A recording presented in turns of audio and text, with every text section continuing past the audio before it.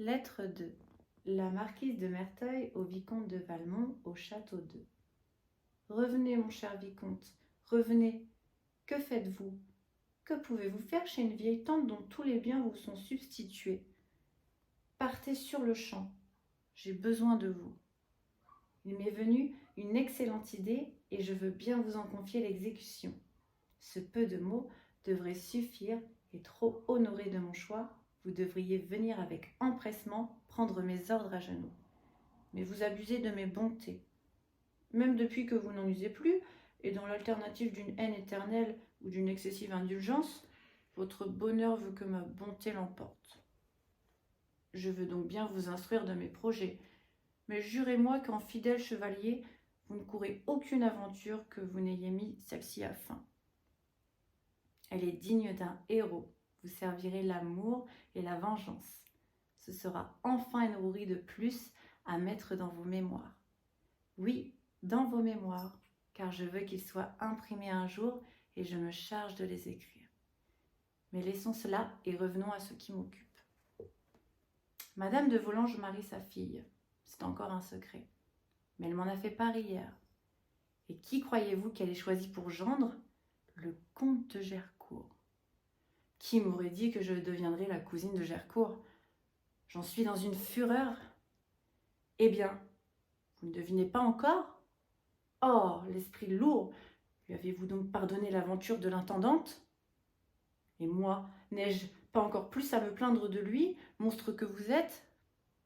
Mais je m'apaise et l'espoir de me venger rassérène mon âme.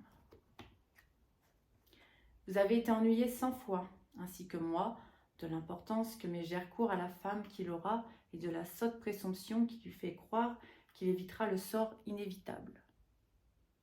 Vous connaissez ses ridicules préventions pour les éducations cloîtrées et son préjugé plus ridicule encore en faveur de la retenue des blondes. En effet, je gagnerai que, malgré les 60 000 livres de rente de la petite Volanges, il n'aurait jamais fait ce mariage si elle lui était brune, ou si elle n'eût pas été au couvent. Prouvons-lui donc qu'il n'est qu'un sot. Il le sera sans doute un jour. Ce n'est pas là ce qui m'embarrasse, mais le plaisant serait qu'il débutât par là. Comme nous nous amuserions le lendemain en l'entendant se vanter, car il se vantera.